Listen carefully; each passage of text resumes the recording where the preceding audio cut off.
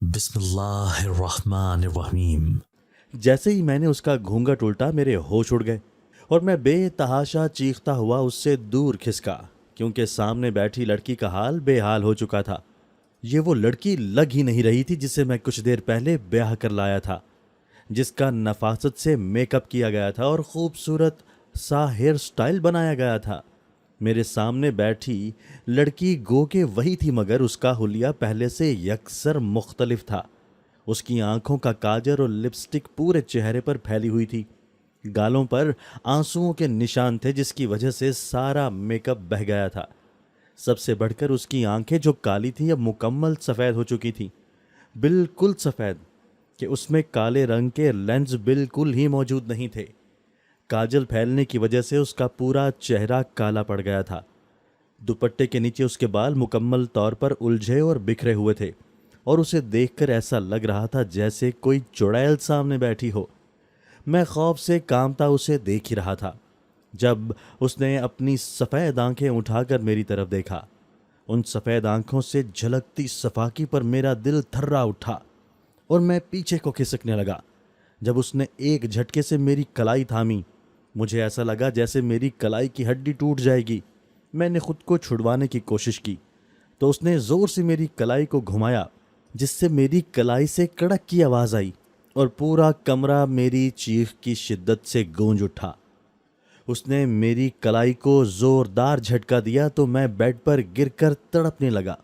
اس نے اپنی سفید آنکھوں سے مجھے گھورا اور میرے قریب آتی ہوئی بلند آواز میں یوں غرائی جیسے کوئی جانور دھاڑ رہا ہو۔ وہ اپنی حرکتوں سے انسان نہیں لگ رہی تھی بلکہ کوئی خونخوار جانور لگ رہی تھی۔ میری کلائی ابھی بھی اس کے ہاتھ میں تھی، مگر خوف سے میرا پورا جسم پسینہ پسینہ ہو چکا تھا۔ وہ دکھنے میں بے حد نرم و نازک اور دھان پان سی تھی، مگر ایسا لگ رہا تھا جیسے اس میں نہ جانے کتنے مردوں کی طاقت آ چکی ہو، کیونکہ باوجود کوشش کے بھی میں اس سے خود کو آزاد نہیں کروا پا رہا تھا۔ ابھی میں خود کو چھڑوانے کی کوشش ہی کر رہا تھا جب اچانک میری بیوی بولی کہ خبردار، آئندہ مجھے اپنی بیوی کہا تو، ورنہ زندہ بھسم کر دوں گی۔ اس کی آواز بے حد بھاری ہو گئی تھی اور ایسا لگ رہا تھا جیسے اس کی آواز کے ساتھ کسی اور کی آواز مل رہی ہو۔ میں نے خوف اور تکلیف سے زرد پڑتے اسے دیکھا جو مجھے ہی دیکھ رہی تھی۔ میں نے زور سے اس بات میں سر ہلا کر روتے ہوئے کہا کہ ہاں، تم میری بیوی نہیں ہو، میں تمہارا شوہر نہیں ہوں، مجھے جانے دو۔ میری بات سن کر وہ ایک دم کہکا لگا کر ہنسنے لگی تو اس کے بھاری کہکے سے پورا کمرہ گونج اٹھا۔ اس نے ایک جھٹکے سے میری کلائی چھوڑی تو میں بیڈ سے نیچے جا گرا۔ نیچے گرنے سے میری کمر پر چوٹ آئی تھی، مگر میں خود کو سنبھالتا ہوا کرراہ کر اٹھ کھڑا ہوا۔ اٹھتے ہی میری نگاہ اپنی بیوی پر جا پڑی جو بھاری آواز میں ہنستے ہنستے بیڈ پر لیٹ گئی تھی۔ میں خوف سے اسے دیکھ رہا تھا جب اچانک اس نے غصے سے میری طرف دیکھا۔ میں ہڑبڑا کر تیزی سے باتھ روم میں گھس گیا اور اپنا ہاتھ ہلا جلا کر دیکھا، مگر شکر تھا کہ ہڈی نہیں ٹوٹی تھی۔ میں واش بیسن پر اپنے منہ پر چھینٹے مارتے ہوئے اپنی بیوی کی حالت کے بارے میں سوچے جا رہا تھا، جو پہلے ایسی نہیں تھی۔ پہلے تو وہ بالکل ٹھیک تھی اور میرے گھر والے بھی اس سے مل کر مطمئن تھے۔ مجھے وہ دن یاد آ رہا تھا جب میرے ماں باپ رشتہ پکا کر کے گھر آئے تھے۔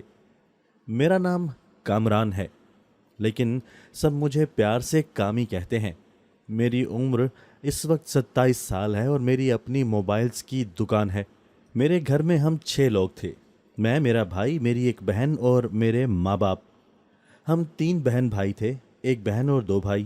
میری بہن سب بہن بھائیوں میں بڑی تھی، جس کی عمر 29 سال تھی۔ وہ شادی شدہ تھی اور اس کے 2 بچے تھے۔ اس کی نسبت بچپن سے ہی ماموزاد سے طے تھی۔ تبھی جب وہ شادی کے قابل ہوئی اور اس کی تعلیم مکمل ہوئی تو اس کی شادی ماموزاد کے ساتھ کر دی گئی۔ میرا ماموزاد ایک سلجھا ہوا شریف انسان تھا جو میری بہن اور اپنے بچوں کو خوش رکھتا تھا اور کبھی اپنی ذات سے کسی کو شکایت نہیں ہونے دیتا تھا۔ یہی وجہ تھی کہ میری بہن بہت کم مائکے آتی تھی۔ میری بہن سے چھوٹا میں تھا، جس کی عمر 27 سال تھی۔ اپنی پڑھائی مکمل کرنے کے بعد کچھ عرصہ تک میں نے ایک اسکول میں استاد کے فرائض سر انجام دیے تھے، لیکن وہاں سے مجھے زیادہ تنخواہ نہیں مل پاتی تھی۔ جبکہ اسکول والے کام زیادہ لیتے تھے اور تنخواہ کم دیتے تھے، جس کی وجہ سے میرا دل ان سے اٹھ گیا اور میں نے اسکول کی نوکری کو خیر بات کہہ کر ایک دکان ڈال لی اور اس میں موبائل فونز رکھ لیے۔ میرا کام شروع میں زیادہ نہیں چلا تھا کیونکہ دکان نئی تھی، مگر جیسے جیسے وقت گزرتا گیا میری دکان اچھی چلنے لگی، جس سے مجھے اچھی آمدن ہونے لگی۔ نئے موبائل فونز کے ساتھ ساتھ میں نے پرانے فونز کو بھی ٹھیک کرنے کا کام شروع کر دیا تھا، جس سے میرا کام اور آمدن مزید بڑھ گیا، اور یوں میں نے دکان پر ایک لڑکا رکھ لیا تاکہ میرا کام بڑھ جائے، کیونکہ میں اکیلا اتنا سارا کام سنبھال نہیں پاتا تھا۔ مجھ سے چھوٹا میرا بھائی یونیورسٹی میں MBA کرنے کے بعد کسی کمپنی میں جاب کے لیے اپلائی کر چکا تھا، مگر اسے نوکری نہیں ملی تھی، جس کے بعد اس نے مزید کئی کمپنیوں میں نوکری کے لیے اپلائی کیا، مگر ہمارے ملک میں سفارش کے بغیر کوئی کام نہیں ہوتا اور ہمارے اتنے تعلقات نہیں تھے کہ ہم کام حاصل کرنے کے لیے کسی سے سفارش کرواتے۔ میرے بھائی کو نوکری حاصل کرتے کرتے 1 سال کا عرصہ بیت گیا۔ کہتے ہیں صبر کا پھل میٹھا ہوتا ہے، اسے بھی اس کے صبر کا پھل میٹھا جاب کی صورت میں مل چکا تھا، جو اسے ایک اچھی کمپنی میں مل چکی تھی۔ جب اسے نوکری ملی وہ 25 سال کا ہو چکا تھا۔ میرے والد اور والدین دونوں کا سایہ ہمارے سروں پر قائم ہے، جبکہ ہمارے دادا دادی حیات نہیں ہیں۔ میرے والد پہلے گاؤں میں کھیتی باڑی کا کام کیا کرتے تھے اور وہیں پر رہائش پذیر تھے، مگر ہماری پیدائش کے بعد وہ ہماری بہتر زندگی اور تعلیم کے لیے گاؤں چھوڑ کر شہر آن بسے، کیونکہ گاؤں میں کوئی اسکول یا کالج وغیرہ نہیں تھے، نہ ہی کوئی ہسپتال تھا۔ سب کو ایسی سہولیات کے لیے شہر کا رخ کرنا پڑتا تھا، اور بار بار شہر کا رخ کرنے سے بہتر انہوں نے شہر میں نقل مکانی کرنا ہی بہتر سمجھا۔ شہر میں آتے وقت انہوں نے اپنا مکان اور کھیت بیچ دیے تھے، اور اس سے حاصل ہونے والی رقم سے انہوں نے گھر بنا کر 2 دکانیں خرید لی تھیں، جن میں سے ایک کو انہوں نے کرائے پر چڑھا دیا تھا، جبکہ دوسری دکان میں انہوں نے ہارڈ ویئر کا سامان رکھ لیا تھا، اور یہی ان کا ذریعہ آمدن تھا۔ اسی دکان سے ہونے والی آمدن سے انہوں نے ہم تینوں بہن بھائیوں کو لکھایا اور پڑھایا اور اس قابل بنایا کہ ہم اپنے پیروں پر کھڑے ہو سکیں۔ میری بہن کی شادی کے لیے انہوں نے کھیتوں کو بیچ کر حاصل ہونے والی رقم سے بچا کر رکھی ہوئی تھی، جس کی وجہ سے اس کی شادی یا جہیز کے لیے رقم کی کمی نہیں ہوئی تھی۔ بھائی کی نوکری اور میری دکان چل جانے سے میرے والد نے اپنی دکان کا سامان بیچ کر اس دکان کو کرائے پر چڑھا دیا تھا، جبکہ دوسری دکان میں نے اپنا موبائلز کا سامان رکھا ہوا تھا۔ چھوٹے بھائی کی تنخواہ اور میری آمدن سے گھر کا گزارا بہترین چلتا تھا کہ کسی چیز کی کوئی کمی نہیں رہتی تھی۔ میرے والد اب گھر میں زیادہ پائے جاتے تھے کہ اب اس عمر میں انہیں آرام ہی کرنا تھا۔ میری ماں ایک گھریلو خاتون تھی، جس کا سارا وقت گھر کو بنانے اور سنوارنے میں لگ جاتا تھا۔ جب تک میری بڑی بہن گھر پر تھی تو گھر کو وہی سنبھالتی تھی، مگر بعد میں یہ ذمہ داری پھر سے میری ماں کے سر پر آ گئی۔ اس عمر میں آ کر ان سے کام نہیں ہوتے تھے، جس پر میری بہن نے مشورہ دیا کہ میری شادی کر دی جائے۔ میری ماں نے اس مشورے کو درست جانا کہ اس طرح گھر میں رونق ہو جائے گی، اور یوں میرے لیے لڑکی دیکھی جانے لگی۔ میری ماں نے کئی لڑکیاں دیکھ کر انکار کر دیا کہ وہ انہیں بہت تیز ترار اور میرے لیے موزوں نہیں لگ رہی تھی، اور پھر 3-4 گھرانے دیکھنے کے بعد میری ماں کو ایک لڑکی پسند آ گئی جو پڑھی لکھی اور کافی سلجھی ہوئی تھی۔ اس کا نام زرش تھا۔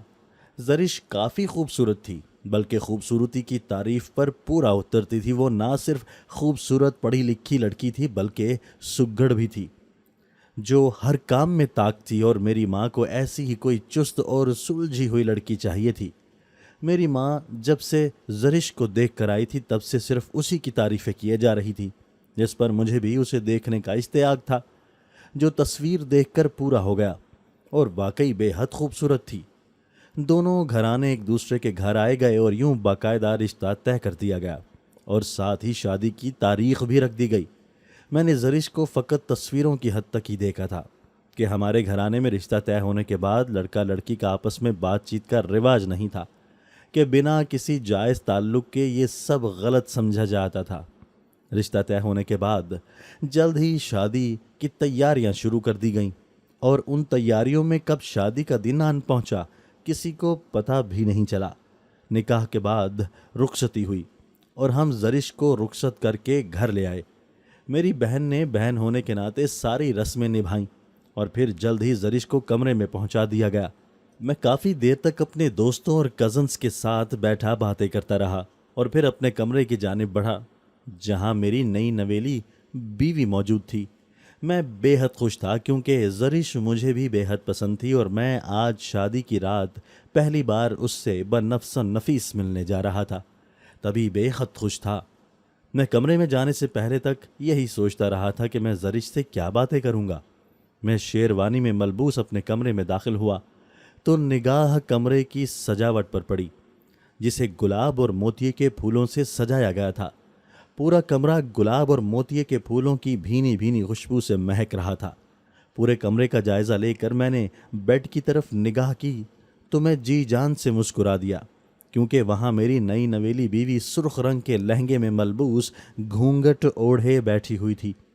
میں نے اسے تصویر میں دیکھ رکھا تھا لیکن یہ ہماری پہلی باضابطہ ملاقات تھی جس کے لیے میں کچھ خوش اور کچھ نروس بھی تھا۔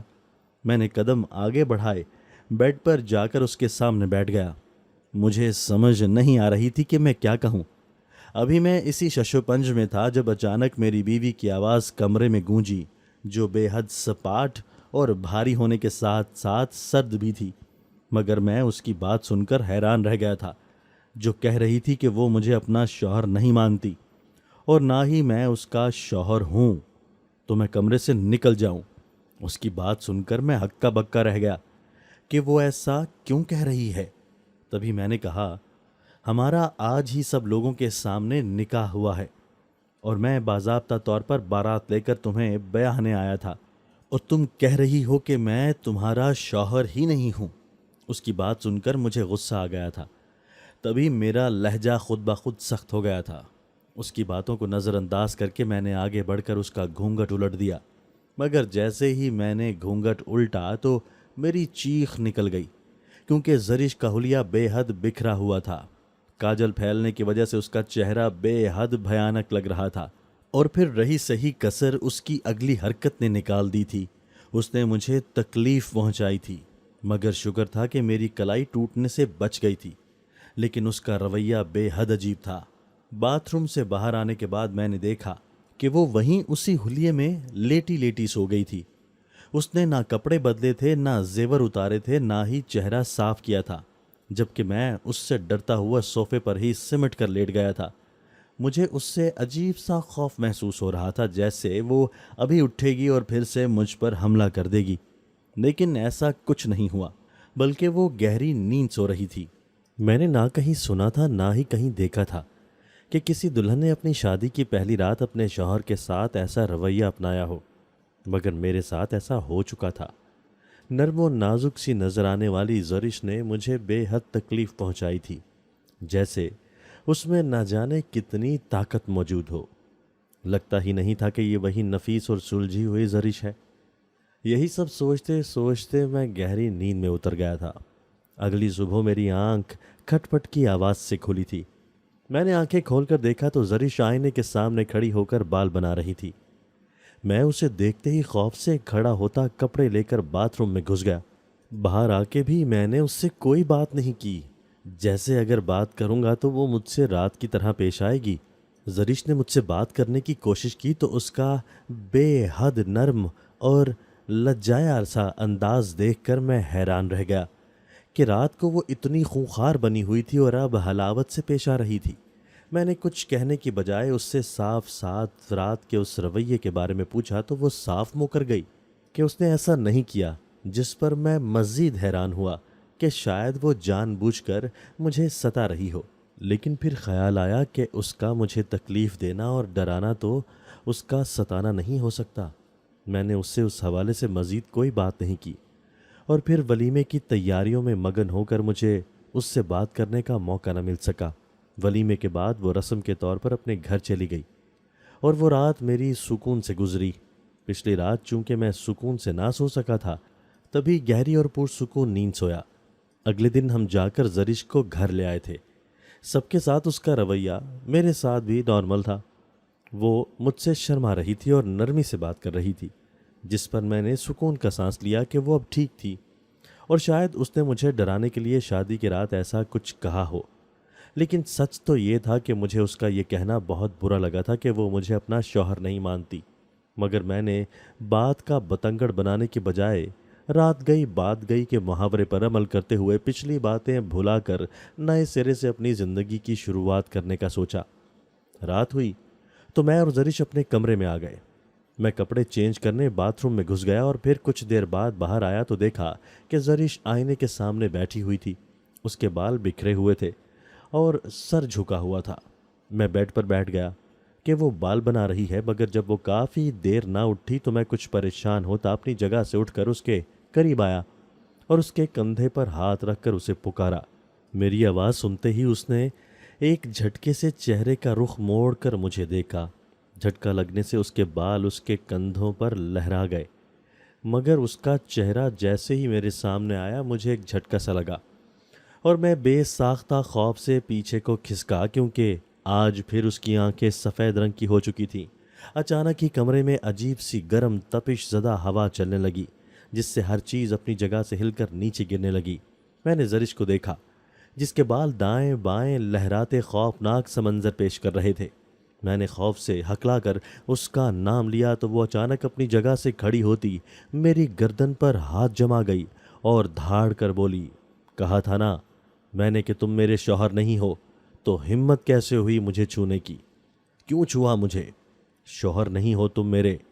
اس کی بات سن کر خوف کے مارے میری آنکھیں پھیلتی جا رہی تھیں، کیونکہ یہ آواز زرش کی نہیں تھی بلکہ کوئی مردانہ آواز تھی جو بے حد بھاری بھرکم اور خوفناک تھی۔ اس کی گرفت اب میری گردن پر مضبوط ہوتی جا رہی تھی، جس سے میرا دم گھٹنے لگا تھا۔ اس کی گرفت اتنی مضبوط تھی جیسے میری گردن کو زرش نے نہیں کسی طاقتور پہلوان نے تھام رکھا ہو۔ دم گھٹنے سے میری آنکھوں سے آنسو بہنے لگے تھے۔ کمرے میں اب اس کی غراہٹیں گونج رہی تھیں، جس سے ایک عجیب سا شور کمرے میں مچا ہوا تھا۔ کچھ ہوا کی وجہ سے گرتی چیزوں کا شور تھا۔ اچانک لائٹ چلی گئی تو گھپ اندھیرا چھا گیا۔ ابھی میں خود کو بچانے کی کوشش کرتا یا میرا دم نکلتا، اچانک زرش نے مجھے زوردار دھکا دیا، جس سے میں لہراتا ہوا ہوا میں اڑتا جا کر دروازے سے ٹکرایا۔ جھٹکا اتنا زوردار تھا کہ میرے دروازے سے ٹکراتے ہی دروازے کا ایک پٹ زوردار جھٹکے سے ٹوٹا اور میں کمرے سے باہر ہال میں جا گرا۔ ہال میں بیٹھی میری ماں اور چھوٹا بھائی چونک اٹھے اور تیزی سے میرے پاس آئے۔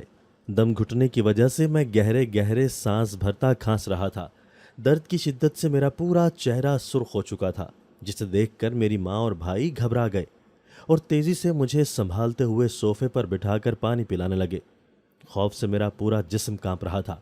میں نے کپ کپاتے ہوئے ہاتھوں سے پانی کا گلاس تھاما اور لرزتے ہوئے پانی پینے لگا۔ نیچے گرنے کی وجہ سے میری کمر سے شدید ٹیسیں اٹھ رہی تھیں۔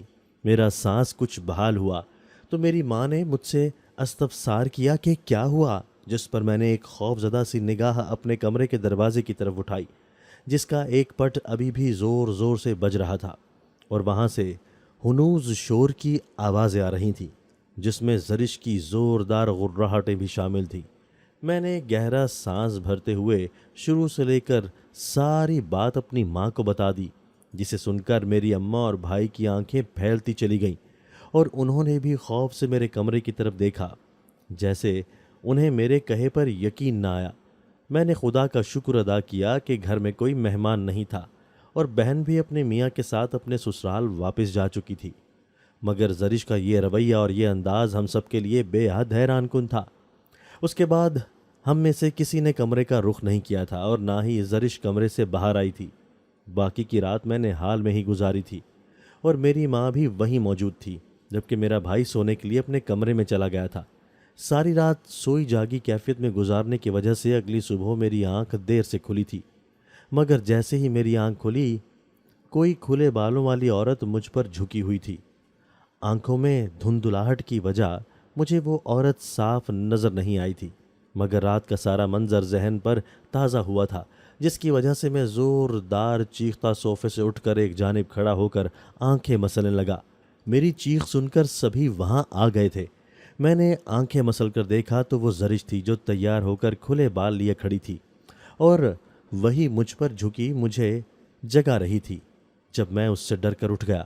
میرے ڈرنے پر وہ کچھ پریشان سی مجھے دیکھ رہی تھی، جس پر میں ایک غصے بھری نگاہ اس پر ڈال کر کمرے میں چلا گیا۔ جب میں کمرے میں پہنچا تو حیرت زدہ رہ گیا کہ کمرہ بالکل پہلی سی حالت میں تھا، کوئی بھی چیز ٹوٹی پھوٹی یا اپنی جگہ سے ہلی ہوئی نہیں تھی، جبکہ دروازہ بھی صحیح سلامت تھا، جس پر میں ششدر رہ گیا، مگر پھر سر جھٹک کر فریش ہونے چلا گیا۔ میں باہر حال میں آیا تو دیکھا کہ زرش ایک طرف کھڑی آنسو بہا رہی تھی، جبکہ میری ماں مسلسل اس سے رات کے بارے میں پوچھ رہی تھی، کیونکہ مجھے بری طرح سے گرے میری ماں اور بھائی نے بھی دیکھا تھا۔ زرش روتی ہوئی صفائیاں دے رہی تھی کہ اس نے ایسا کچھ بھی نہیں کیا، لیکن میں ایسا مان ہی نہیں سکتا تھا، کیونکہ میں نے نہ صرف اپنی آنکھوں سے سب کچھ دیکھا تھا بلکہ اس کے حملے سہے بھی تھے۔ ابھی وہ کچھ بول ہی رہی تھی جب مجھے زرش کے ماتھے پر دو گہری سرخ آنکھیں چمکتی ہوئی محسوس ہوئیں۔ خوف سے میرے رونگٹے کھڑے ہو گئے تھے۔ میں نے جلدی سے اس کے چہرے سے نظریں ہٹائیں اور پھر بغیر ناشتہ کیے گھر سے نکل گیا۔ اس سب کے بعد میں نے سوچ لیا تھا کہ کسی عامل سے رابطہ کرنا پڑے گا تاکہ اس مسئلے کا پتہ لگا کر حل نکالا جا سکے، کیونکہ زرش نہ صرف مجھے شوہر ماننے سے انکاری تھی بلکہ وہ اس بات سے بھی انکاری ہو جاتی تھی کہ اس نے ایسا کچھ کہا ہے، یعنی کہ وہ جو کرتی تھی وہ اسے یاد ہی نہیں رہتا تھا، اور میں ساری زندگی ایسے نہیں گزار سکتا تھا۔ تبھی اس مسئلے کو حل کرانے کا سوچا تھا۔ دکان پر جانے سے پہلے میں اپنے دوست کے بتائے گئے عالم کے آستانے پر آ گیا تھا تاکہ جلد از جلد اس مصیبت سے نکل سکوں۔ میں اپنی باری آنے پر عامل کے حجرے میں پہنچا، جہاں وہ اپنے 2 مریدوں کے ساتھ تھا۔ اس کے مرید دروازے کے پاس کھڑے تھے، جبکہ وہ خود کالے لباس میں ملبوس گلے میں 3-4 مالائیں پہنے بیٹھا ہوا تھا۔ میں نے اس کے قریب جا کر سلام کیا اور پھر اسے ساری بات شروع سے آخر تک بتا دی کہ کیسے میری زرش سے شادی ہوئی، اور اس نے شادی کی پہلی رات ہی مجھے اپنا شوہر ماننے سے انکار کر دیا اور پھر مجھ پر حملہ کیا۔ تیسری رات کی بات بھی بتا دی جب زرش نے میری جان لینے کی کوشش کی تھی۔ ساری بات عامل نے بہت خاموشی سے سنی اور پھر کہا کہ ان سب باتوں سے تو ایسا لگ رہا ہے جیسے تمہاری بیوی پر سایہ ہے، لیکن جب تک تم اسے یہاں نہیں لاؤ گے صحیح سے پتہ نہیں چلے گا۔ عامل کی بات سن کر میں نے کچھ پل سوچا اور پھر اپنی بیوی کو یہاں لانے کی حامی بھر لی۔ عامل کی باتوں کو سن کر میں مزید پریشان ہو گیا تھا اور دعا کر رہا تھا کہ جنات کا کوئی مسئلہ نہ ہو، کیونکہ اتنا تو میں بھی جانتا تھا کہ جنات اتنی جلدی انسانوں کا پیچھا نہیں چھوڑتے۔ آج کی رات کھانا کھانے کے بعد میں اپنے کمرے میں جا کر سونے کے بجائے اپنے بھائی کے کمرے میں سو گیا تھا کہ کہیں پھر سے زرش مجھے نقصان پہنچانے کی کوشش نہ کرے۔ آج کی رات پرسکون گزری تھی، جس پر صبح اٹھ کر میں نے خدا کا شکر ادا کیا تھا۔ میں اپنی ماں کو ساری بات سچ سچ بتا کر زرش کو باہر جانے کا بول کر اپنے ساتھ لایا تھا، جس پر اس نے کوئی مزاحمت نہیں کی تھی۔ ایک بات جو میں نے نوٹ کی تھی وہ یہ تھی کہ دن کے وقت وہ بے حد بھولی بھالی اور عاجز سی زرش ہوتی تھی اور مجھے اپنا شوہر مانتی تھی اور میرے سارے کام کرتی تھی، مگر رات کے وقت یہی زرش مجھے شوہر ماننے سے انکاری ہوتی اور میری جان کی دشمن بن جاتی، جس کی مجھے سمجھ نہیں آتی تھی۔ میں اسے لے کر عالم کے آستانے پر آیا تو زرش کچھ حیران اور پریشان ہوئی، مگر کچھ بولی نہیں۔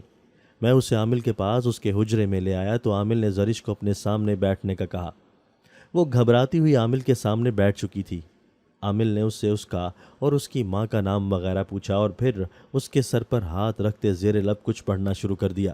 ابھی اسے پڑھتے 5 منٹ بھی مکمل نہیں ہوئے تھے کہ زرش اور عامل کے وجود کو ایک زوردار جھٹکا لگا۔ عامل کا ہاتھ زرش کے سر سے اترتا اس کے پہلو پہ گرا تو میں نے سوالیہ نظروں سے اسے دیکھا۔ عامل کا پورا وجود کانپ رہا تھا، جبکہ زرش کا چہرہ اب جھکا ہوا تھا۔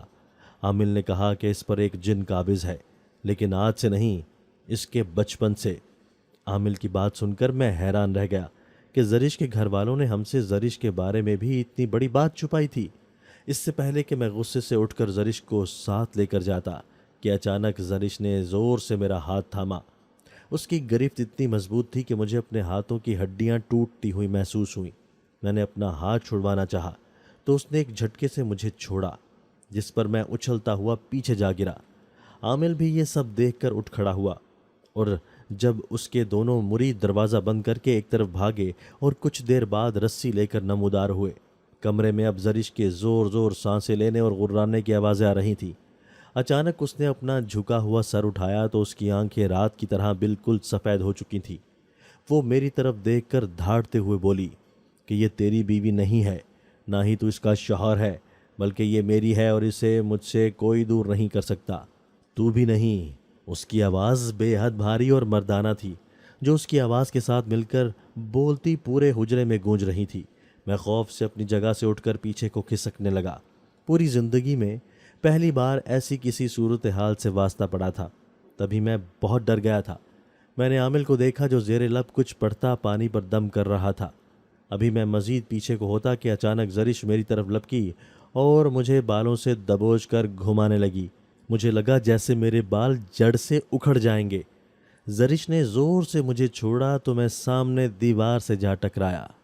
سر دیوار سے ٹکرانے کے باعث پھٹ گیا تھا، جس سے خون بہنے لگا تھا۔ ابھی میں سنبھلتا کہ وہ چیل کی سی تیزی سے میرے قریب آئی اور میرے ماتھے پر جھک کر خون پینے لگی۔ کراہت کے احساس سے میری چیخیں نکل گئیں۔ تبھی اس نے میرا ماتھا چھوڑا اور میرے بازو میں دانت گاڑ دیے۔ پورے حجرے میں میری چیخیں گونج رہی تھیں۔ وہ شاید میرا گوشت کھانے کی کوشش کر رہی تھی۔ اس سے پہلے کہ وہ میرے بازو سے گوشت کا ٹکڑا نوچ لیتی، اچانک وہ تڑپتی اور غراتی ہوئی پیچھے ہوئی۔ وہ زمین پر گر کر تڑپنے لگی تھی، اور جہاں کچھ دیر پہلے میری چیخیں گونج رہی تھیں، وہیں اب زرش کی خوفناک اور بلند دھاڑیں اور غراہٹیں گونج رہی تھیں۔ عامل نے اس پر دم کیا ہوا پانی پھینکا تھا، جس کی وجہ سے اس کا یہ حال ہوا تھا۔ وہ نیچے گری بے تحاشا تڑپ رہی تھی جب عامل کے مریدوں نے اسے رسیوں سے جکڑ دیا، جس پر وہ مزید مزاحمت کرتی شور مچانے لگی۔ اس سب سے اس کے بال بری طرح بکھر گئے تھے، جبکہ سفید آنکھوں میں لہو اتر آیا تھا۔ جیسے ہی وہ بندھ گئی، عالم نے دم کیا ہوا سارا پانی زرش کے اوپر پھینک دیا، اور وہ تڑپی جیسے مچھلی پانی سے باہر نکلنے پر تڑپتی ہے۔ عامل نے کچھ دیر بعد ایک لمبی سی ہڈی اٹھائی جو نہ جانے کس جانور کی تھی۔ اس عامل نے اس لمبی ہڈی پر کچھ پڑھا اور زور سے زرش کی کمر پر دے ماری۔ زرش کی چیخ کمرے میں بلند ہوئی، مگر عالم اب مسلسل اسے اس ہڈی سے مارتا جا رہا تھا، جس سے وہ مزید چلاتی اور دھاڑتی جا رہی تھی۔ مگر یہ چیخیں زرش کی نہیں بلکہ کسی مرد کی تھیں جو پورے حجرے میں گونج رہی تھیں۔ اچانک زرش کے اندر موجود جن نے کہا کہ چھوڑ دے مجھے، ورنہ تجھے زندہ بھسم کر دوں گا، جانے دے مجھے۔ مگر عامل نے اس کی ایک نہ سنی اور اسے مارنا جاری رکھا۔ میں نے زرش کی تکلیف کے خیال سے اسے روکنا چاہا، مگر مریدوں نے مجھے تھام لیا۔ اچانک زرش کے وجود کو ایک جھٹکا سا لگا اور اس کا جسم ڈھیلا پڑ گیا۔ میں عامل کے اشارے پر تیزی سے آگے بڑھا اور اس کا گال تھپ تھپانے لگا، مگر بے سود۔ عامل نے کہا کہ اس کے جسم پر اس کے بچپن سے ایک جن قابض ہے جو اس کو کسی کی بیوی کے روپ میں برداشت نہیں کرتا۔ یہ چاہتا ہے کہ یہ لڑکی بس اسی کے قبضے میں رہے اور کوئی انسان یا اس کا شوہر اسے چھوئے نہیں، کیونکہ وہ اسے اپنا سمجھتا ہے۔ وہ بے حد طاقتور جن ہے جسے اس کے جسم سے نکالنا بے حد مشکل ہے، کیونکہ یہ بچپن سے اس کے ساتھ ہے۔ کب کیسے یہ مجھے علم نہیں، لیکن یہ اپنی مرضی سے اس لڑکی کا جسم چھوڑے تو ہی یہ آزاد ہو سکتی ہے۔ عامل کی بات سن کر میں نے ایک نظر بے ہوش زرش کو دیکھا اور پھر سر ہلا کر عامل کا شکریہ ادا کر کے زرش کے ہوش میں آنے پر واپسی کی طرف روانہ ہوئے۔ میں کچھ پریشان تھا کہ اب کیا کروں، کیونکہ جیسے ہی امی کو یہ بات پتہ چلتی تو وہ زرش کو گھر سے نکالنے پر دیر نہ کرتی، کیونکہ وہ جنات سے ویسے ہی بہت ڈرتی تھی۔ وہ جنات تبھی مجھ پر حملہ آور ہوتا تھا جب میں زرش کے قریب ہونے یا اسے چھونے کی کوشش کرتا تھا، اور وہ بھی صرف رات کے وقت، یعنی وہ جن دن کے وقت اپنی موجودگی ظاہر نہیں کرواتا تھا، اور دن کے وقت ہی زرش نارمل ہوتی تھی۔ تو میں نے اس کا یہی حل نکالا تھا کہ جب تک اس جن سے چھٹکارا نہیں پا لیا جاتا تب تک میں زرش سے ایک فاصلے پر رہوں گا، تاکہ وہ جن مجھ پر حملہ آور نہ ہو۔ اور میں نے یہ بھی فیصلہ کر لیا تھا کہ اپنی امی کو اس جن کے بارے میں کچھ نہیں بتاؤں گا، اور یہ فیصلہ کر کے میں مطمئن ہو گیا تھا۔ میں زرش کو لے کر اس کے مائکے آ گیا تھا، اور پھر جب زرش اپنی بہن کے ساتھ مصروف ہوئی تو میں نے زرش کے باپ یعنی اپنے سسر سے اکیلے میں بات کی اور انہیں ساری بات بتا کر آخر میں سختی سے استفسار کیا کہ جب ان کی بیٹی پر ایک جن قابض تھا اور اس کی شادی میں رکاوٹ ڈال رہا تھا تو انہوں نے کیوں اپنی بیٹی کی شادی مجھ سے کروائی؟ نہ کرواتے یا پہلے اس جن سے چھٹکارا پاتے جس پر وہ شرمندہ سے سر جھکا گئے اور بولے کہ ہم نے اس کے بچپن سے ہی اس پر قابض جن کو بھگانے اور اس سے چھٹکارا پانے کی کوشش کی ہے، لیکن آج تک اس میں کامیاب نہیں ہو سکے۔ زرش کی شادی سے پہلے ایک عامل نے کہا تھا کہ اس کی شادی کر دو تو وہ جن خود بخود اس کے جسم کو چھوڑ کر بھاگ جائے گا، اس لیے ہم نے اس کی شادی کر دی۔ اپنے سسر کی بات سن کر میں گہرا سانس بھر کر رہ گیا کہ انہوں نے وہی کیا تھا جو ایک باپ اپنی اولاد کے بھلے کے لیے کر سکتا ہے۔ میں نے پوچھا کہ وہ جن قابض کیسے ہوا؟ زرش کے جسم پر کچھ تو ایسا ہوا ہوگا جس کی وجہ سے وہ زرش پر قابض ہو گیا اور اتنے سالوں سے قابض ہے۔ جس پر انہوں نے نظریں چراتے ہوئے کہا کہ ان کے باپ یعنی زرش کے دادا نے ایک جگہ مکان تعمیر کروایا تھا، مگر وہاں پہلے سے جنات موجود تھے جو ان کو وہاں رہنے نہیں دیتے تھے۔ پھر زرش کے دادا نے اس جگہ پر عمل کروایا جس کی وجہ سے ان میں سے آدھے جنات مر گئے اور آدھے بھاگ گئے، لیکن ایک جن وہیں پر تھا جسے سٹور روم میں قید کر دیا گیا۔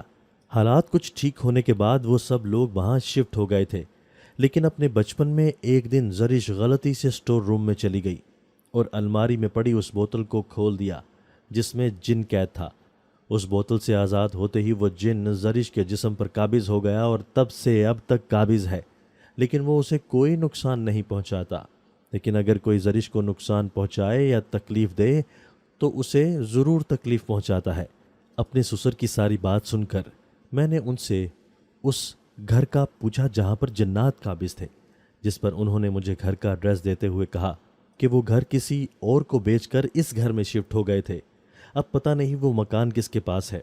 میں ان کی بات پر ان کا شکریہ ادا کر کے زرش کو لے کر گھر آ گیا۔ زرش اس سب میں معصوم تھی، تو میں اسے اس گھر سے نکال کر اسے اس قصور کی سزا نہیں دے سکتا تھا جو اس نے کیا ہی نہیں تھا۔ میں نے رات اپنے بھائی کے کمرے میں گزاری تھی اور پھر اگلی صبح ناشتہ کر کے میں دکان پر جانے سے پہلے اس پتے پر پہنچا تھا جہاں مجھے زرش کے باپ نے بتایا تھا۔ وہاں جا کر میں نے بیل بجائی تو دروازہ کسی نامعلوم عورت نے کھولا تھا۔ بغیر اسے کچھ بتائے میں اس گھر کا جائزہ نہیں لے سکتا تھا۔ تبھی میں نے اسے ساری بات تفصیل سے بتاتے ہوئے اس سے گھر دیکھنے کی اجازت لی، جو اس نے دے دی۔ اس نے بتایا کہ وہ سٹور روم ویسے کا ویسا پڑا ہے، کیونکہ ایک دو بار انہوں نے اس سٹور روم کی صفائی کی تھی، مگر اگلے دن سب کچھ ویسا ہی پڑا ہوا تھا جیسے یہاں صفائی کی ہی نہیں گئی تھی۔ تبھی انہوں نے وہاں کی صفائی کرنی چھوڑ دی اور سٹور روم کو تالا لگا دیا تھا۔ اس عورت کی بات سن کر میں کچھ حیران ہوا تھا کہ وہ جن تو زرش کے جسم پر قابو پا کر یہاں سے آزاد ہو چکا ہے، پھر اس سٹور روم کی ویسی حالت کون کرتا ہے؟ یہی سب سوچتا ہوا میں اس عورت سے سٹور روم کی چابی لے کر اندر داخل ہوا تو اندھیرے اور گرد و غبار نے میرا استقبال کیا۔ کمرے کا بلب ٹوٹا ہوا تھا۔ تبھی میں نے فون کی ٹارچ آن کر کے سٹور کا جائزہ لیا۔ جگہ جگہ جالے لگے ہوئے تھے، ٹوٹی پھوٹی کرسیاں، برتن اور ٹیبلز جگہ جگہ پڑے تھے۔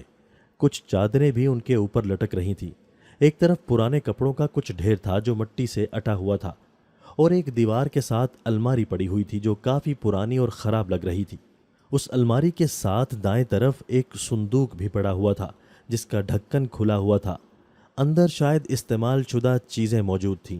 میں نے آگے بڑھ کر اس کا جائزہ لینا چاہا تو اچانک کسی نے مجھے پیچھے سے دھکا دیا۔ میں اوندھے منہ جا کر صندوق کے قریب گرا۔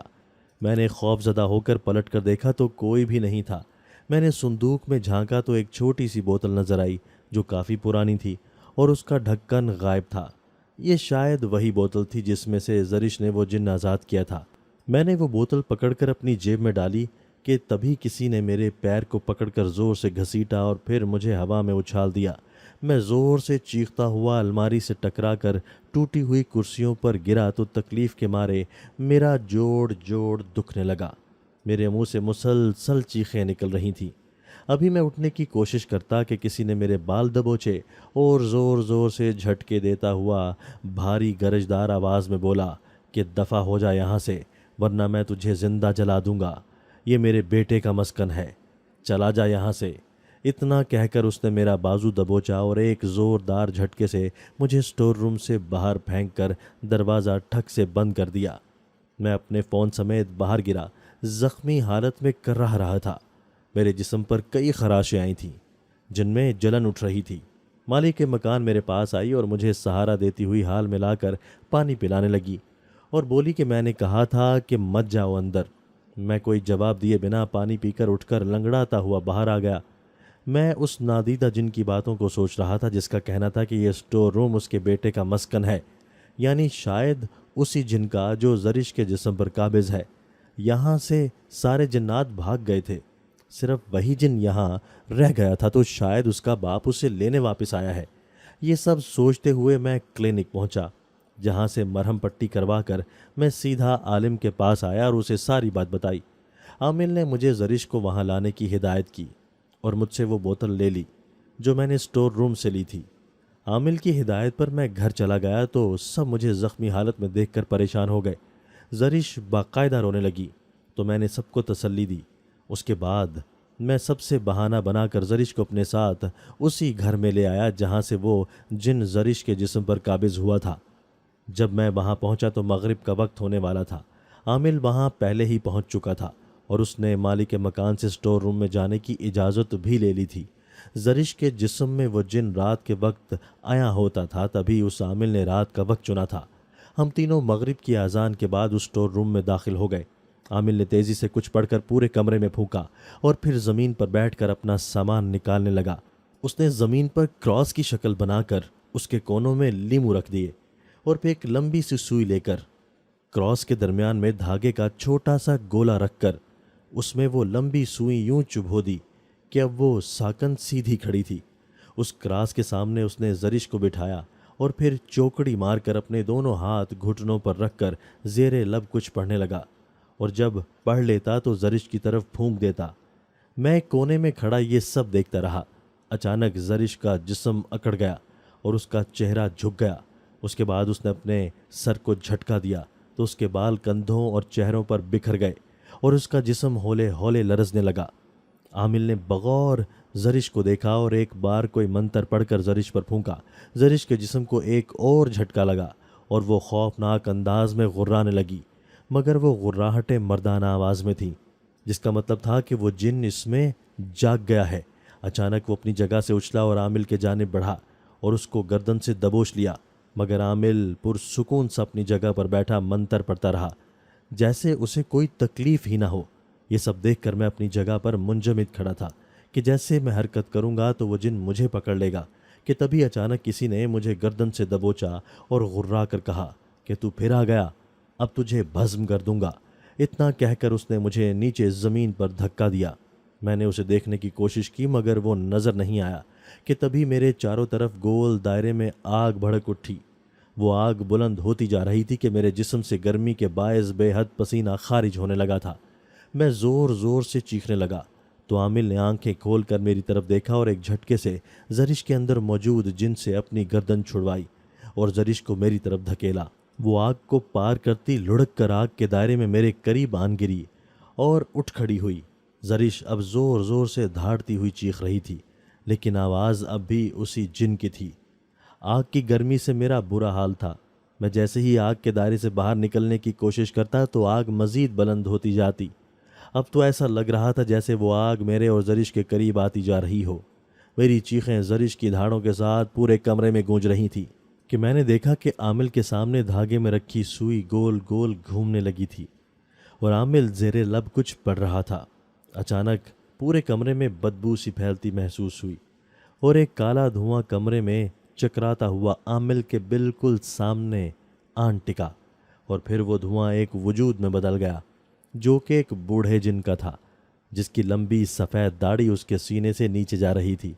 لمبے نوکیلے سینگ، سفید آنکھیں اور لمبے دانتوں والا وہ جن بے حد خوفناک تھا۔ اچانک اس نے رخ موڑ کر اپنی سفید و سرخ آنکھوں سے ہماری طرف دیکھا اور پھر دھاڑا، میرا بیٹا۔ اس کی بات سن کر میں نے زرش کو دیکھا جو اب اپنے بازو اس کی طرف کیے باہر نکلنے کی کوشش میں ناکام ہوتی دھاڑ رہی تھی۔ اس بوڑھے جن نے کہا کہ چھوڑو میرے بیٹے کو ورنہ تمہیں بھسم کر دوں گا۔ وہ آگ اسی بوڑھے جن نے لگائی تھی، مگر عامل کے منتر کی وجہ سے اس کا بیٹا اس آگ میں پھنس گیا تھا اور تب تک نہ نکلتا جب تک عامل کا منتر کا اثر ختم نہ ہو جاتا۔ عامل نے زور سے کہا کہ وعدہ کرو کہ اپنے بیٹے کو اس لڑکی کے جسم سے نکال کر دور چلے جاؤ گے اور کبھی تمہارا بیٹا اس کی طرف واپس نہیں لوٹے گا تو میں تمہارے بیٹے کو چھوڑ دوں گا۔ عامل کی بات پر وہ بوڑھا جن اور زرش دونوں دھاڑنے لگے، مگر عامل پرسکون سا اپنے منتر پڑھنے لگا کہ میرے قریب کھڑی زرش نیچے گر کر تڑپنے لگی۔ میرا بھی دم گھٹنے لگا تھا۔ تبھی میں نیچے بیٹھ کر گہرے سانس بھر رہا تھا۔ اس بوڑھے جن نے اسے تڑپتے دیکھ کر کہا کہ اسے منظور ہے، وہ اپنے بیٹے کو یہاں سے دور لے جائے گا اور کبھی اس لڑکی کی طرف لوٹنے نہیں دے گا۔ اس کی بات سن کر عامل نے آگ کے قریب آ کر منتر پڑھ کر آگ پر پھونکنا شروع کیا تو آگ سیاہ ہوتی ہوئی بجھ کر راکھ کی طرح نیچے گری۔ آگ غائب ہوتے ہی میں پرسکون ہونے لگا، جبکہ عامل نے نیچے بیٹھ کر زرش کی گردن کو زور سے دبوچا کہ اس کا منہ کھل گیا۔ عامل نے اس کی گردن پر دباؤ بڑھاتے منتر پڑھنا شروع کیا تو زرش کے منہ سے کالے رنگ کا دھواں نکلنے لگا اور پھر وہ کالا دھواں اس بوڑھے جن کی طرف لپک گیا۔ زرش بے ہوش ہو چکی تھی۔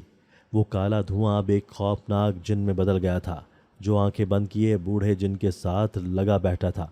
عامل نے ایک بار پھر کوئی منتر پڑھا کہ وہ سوئی الٹے رخ پر گھومنے لگی، اور جیسے ہی وہ رکی وہ جنات وہاں سے غائب ہو گئے۔ ان کے غائب ہوتے ہی عامل نے ایک تعویذ نکالا، اس پر دم کر کے میرے حوالے کیا کہ اسے اپنی بیوی کو پہنا دو اور کبھی اتارنا مت۔ میں نے زرش کو وہ تعویذ پہنایا تو عامل نے بتایا کہ اب وہ جنات کبھی بھی تمہاری بیوی کے قریب نہیں پھٹکیں گے، وہ اپنی دنیا میں لوٹ چکے ہیں۔ میں نے عامل کا شکریہ ادا کیا تو وہ سر ہلاتا واپس چلا گیا۔ کچھ ہی دیر میں زرش کو ہوش آیا تو میں اسے لے کر گھر چلا آیا۔ گھر آ کر میں نے اپنی ماں اور بھائی سے یہی کہا کہ مجھے زرش کو لے کر کچھ غلط فہمی ہو گئی تھی جو اب دور ہو گئی ہے اور اب سب ٹھیک ہے۔ میں نے زرش کو بھی ہدایت کی کہ وہ کبھی اس تعویذ کو اتارے نہیں، جس پر وہ سر ہلا گئی۔ اس کے بعد سب کچھ نارمل رہا اور وہ جنات ہمیں کبھی نظر نہیں آئے۔ میں اور زرش آج خوشگوار زندگی جی رہے ہیں۔ زرش کو تو کچھ بھی یاد نہیں، لیکن کبھی کبھی مجھے وہ واقعہ یاد آتا ہے تو میں تھرا کر رہ جاتا ہوں، لیکن خدا کا شکر ہے کہ اب سب کچھ ٹھیک ہے۔ دوستو، اگر آپ کو آج کی ہماری یہ ویڈیو پسند آئی ہے تو اسے لائک کیجئے اور اسے اپنے پیاروں کے ساتھ شیئر ضرور کیجئے گا۔ اور ہاں، اگر آپ نے ابھی تک ہمارا چینل سبسکرائب نہیں کیا تو ہمارا چینل سبسکرائب کر دیجئے اور بیل آئیکن بھی پریس کر دیجئے تاکہ ہماری ہر نئی آنے والی ویڈیو آپ کو بر وقت مل سکے۔ اللہ حافظ۔